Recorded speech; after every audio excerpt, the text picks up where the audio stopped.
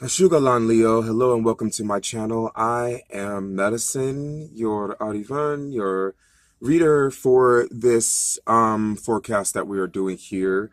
And we are here to figure out what's going on for you during the Cancer season between June 21st and July 22nd. So your center card is the Shaman of Song. The Shaman of Song. And I'll give you kind of a more close-up here so you can see what we're talking about. If you can see that. Don't know if you can see it or not. So the Shaman of Song is all about just that, your song. It's about connecting to the consciousness of song. It's about connecting to the consciousness of sound, speaking your voice, speaking from a place of truth. It's about finding your own voice. It's about singing your song. It's also about receiving the song. It's all about hearing the songs around you. Because as you can see, the shaman here, these vibrations of songs, of melodies and music are surrounding its head. So there is an element of being able to feel, communicate with the vibration of sound, of song that is around you, and how that can manifest, maybe through the songs of birds, maybe through the songs of the leaves, maybe through the songs of the wind itself, maybe through the songs of the trees, maybe through the songs of a crackling fire. Everything has sound, and a song may sound very different and unique via the form of consciousness that it is deriving from. Hear the song of the universe itself. The universe plays a song. That song is just for you. So really becoming more a part of the song of the universe, of your universe, of the universe in its whole self, becoming part of that song, communicating with that song. In other words, I hear songs and sounds and words, and I transmit them. I listen to songs. I transmute them. I communicate them. I pass along those songs to other people. So in a lot of ways, the shaman of song could be getting inspired, a time to get inspired, by the songs and sounds. Let the song come to you. Let the creative potential come to you. Let it make itself known. Let it make itself available. Let it soothe you in any way that it is meant to soothe you. And be able to use that consciousness in order to transform life, and in order to progress life, in order to connect the material to the spiritual, in order to integrate and combine two key elements that are a very important part of our grand design. So, the sun, right along with Mercury, Venus, Mars, and also the North Node, are going to be right here, right there, in your 12th house. The Sun, Mercury, Mars, Venus, and right behind them, the North Node, all right there in your 12th house. So they're not all constantly stationed in your 12th house like how the sun will be, but they will be moving, transiting from the other houses into other houses. So for example, Venus is transiting from the 11th house into the 12th house. You know, Mars and Mercury, on the other hand, are transiting from the 11th house into your first house. But let us backtrack a moment. Let's talk about the sun here a bit. The sun's focus right now is within the realm of the selfless. With the sun in your 12th house, and in fact, with all of these aspects occurring in your 12th house, transiting through your 12th house here at the moment, what you're really looking at is you're looking at a time of letting go. You're looking at a time of release. You're looking at a time of freeing oneself from burdens as to be whole with the universe. We are all part of the tapestry. We are all part of the thread creating the cosmos. We are all part of the thread creating everything that is. The matrix of what is, and what is behind the matrix of what is. We are all a part of that thread. And the 12th house really allows us to become a part of that once again. And when we can become a part of the thread once again, we are healed because we are freed from the burdens of our past. We are freed and healed from any of the negative energies, karmic energies happening, in our life, especially within this past year. We're able to be restored and to be cleansed and to be purified and to find ourselves in a state of purity by releasing, freeing, forgiveness, releasing and letting go, realizing that we can be upset and angry at people.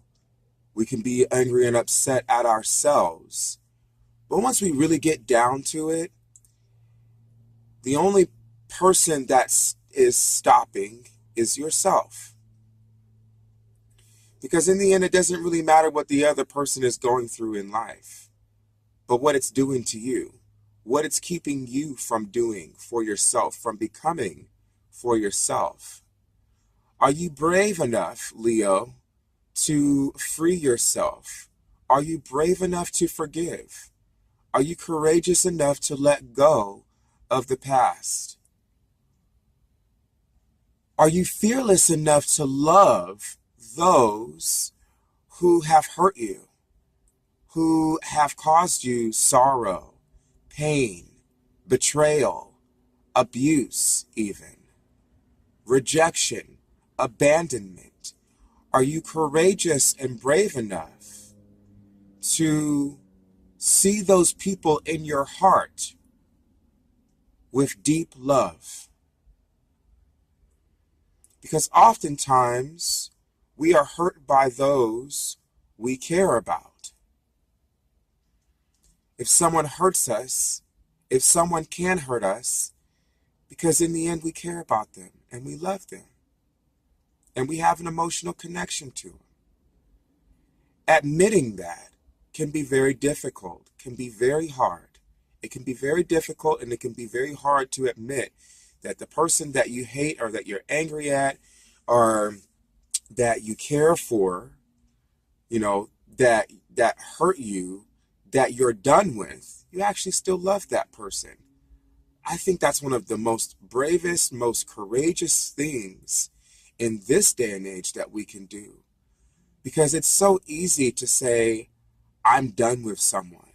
It's so easy to say, this person is dead to me. They are no longer in my life. And a big part of the truth is that they still affect us because we still carry that anger. We still carry that hatred. We still carry that upset. The fact that they have now become dead to us. They've become dead to us as opposed to simple change and simple moving on, as long as we hold things in our hearts, like them being dead to us, or us being resentful or being angry at them, the simple fact is that no matter how hard we try, we simply will not be able to move on with our own lives. Because to hold somebody in a place of death means that they'll never be seen by you again. And what happens if they are? That's a power that you're giving away. And more than anything, you're placing that energy in a place of death, which means that the energy can never manifest into life because it's placed in death. Does that make sense? So energy that is supposed to be expressed in the creative world is being anchored and hidden away in death because you made somebody dead to you. Someone, people, we all represent energy. So if someone is dead to you, that energy is dead to you. And it's a lot to explain, and it may be very confusing, I know. But the whole point here is that when you can give yourself permission to give that person life again in your heart, you actually move on from them anyway, and in a lot better way, because you're no longer held down by your hatred or your anger or your feelings towards them. Forgiveness really is a powerful tool, and it really is one of the most grand tools. There are a lot of people out there who say some things cannot be forgiven. And I promise you that simply is not the truth. All things can be forgiven, no matter how cruel, brutal they are, abusive, violent, no matter how. And it really is for yourself that you do forgive. It really does give you freedom to forgive someone and to see them in love rather than see them in anger or pain or hatred. But in order to get to that space, you've got to be willing to unclog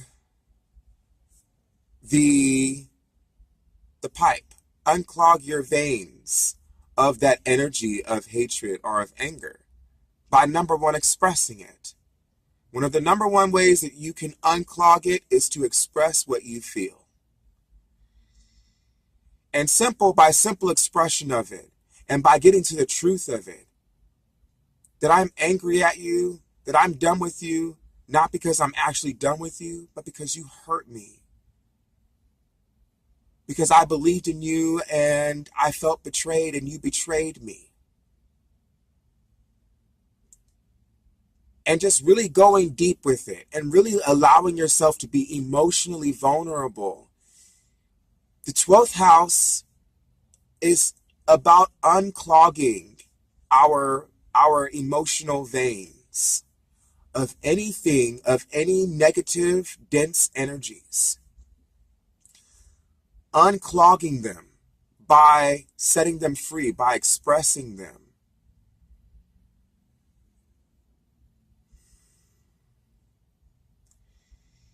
And by that release, by letting that go, we release ourselves, the holiness of ourselves, release completely and fully into a transcended flower, lotus, that becomes part of a cosmos, a grand cosmos. And we suddenly become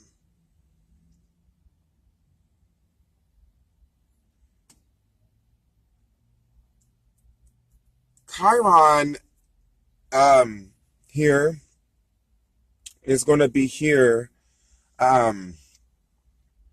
in your,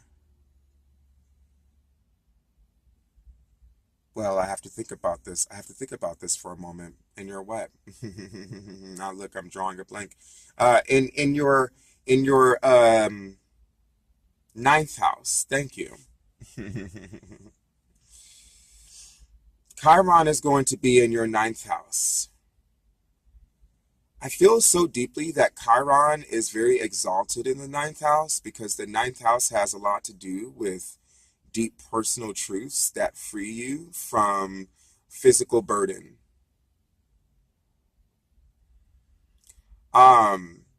And the ninth house has a lot to do with expanding by seeing ultimately that you are getting in your own way. So by allowing yourself to be freed from certain cultural norms, our traditions, our superstitions, um, our heavy thought forms and belief systems, around fear, hatred, blame, uh, things that possibly could happen because this is what you were taught through experience or through learning it or through someone teaching it to you or something that was just deeply programmed. The ninth house has a lot to do with rising above those issues and expanding your mind. This is why the ninth house, excuse me, has a lot to do with travel. Because we often tell ourselves many reasons why we can't do it. We don't have the money to do it, where we go, flying an airplane, all sorts of stuff, Um, but once we get over all of that and we allow ourselves to just go, it's such a freeing experience. It often takes a lot of work, a lot of mental work, and a lot of mental and emotional and physical work for us. Just a lot of inner shadow work for us to be able to um, let go of all the things that are holding us back, all the burdens holding us back from being able to get to where we're trying to go, are doing what we want to do. Um, um, and that is a deep wounding with Chiron here in this placement. That's a deep wounding. Um, and it is definitely going to prove in a lot of ways it's a conflict for you here with the sun being squared with Chiron in this aspect because the sun is here in Cancer, and Chiron is in Aries. So, but they're in, Chiron is in Aries in your ninth house. Um, so there's a definite influence, a definite need to free oneself. There's a definite need to be spontaneous and to be impulsive. The energy is very amplified with Chiron and Aries in your ninth house. That energy is super duper amplified. Um, to free yourself of anything that is stopping you, obstructing you, obscuring your vision, obstructing your view, freeing you of that. Uh, so the two houses kind of work, you know, they actually work together quite well, the two houses. But the main difference here um, is that you need to be willing to let go in order to go deeper into yourself to find your own personal immortality. Whereas with the 12th house, um, you are letting go of karma. You are letting go of all the karma and all the pain of before. So they're both in a lot of ways about letting go, but one is more personalized to the ego, while the other one is more about selflessness and about being a part of the all, all that is. So the sun is going to be heavily aspected by basically every single planet that is in retrograde at this time, including Uranus, who's not right now in retrograde, but will be in a few months. So that includes Jupiter, that includes Pluto, that includes Neptune, that includes Saturn. Um, that also includes Uranus too, even though Uranus is not in retrograde right now. It includes Neptune, if I didn't say Neptune already. So right now is just really a really good time to do forgiveness work. Right now is a really good time for you to go within and to listen to the songs of the universe. Because maybe the songs of the universe might uplift your spirit, might free your soul, might help you to forget about the reasons why you can't in life, maybe to forget about your sorrows, forget about your woes, and to just give yourself permission to be uplifted, to be happy, to be ecstatic, to be blissful, and to be free. I hope this medicine has served you in some way going through this season, and I look forward to seeing you and being in circle with you in the next season. Much love.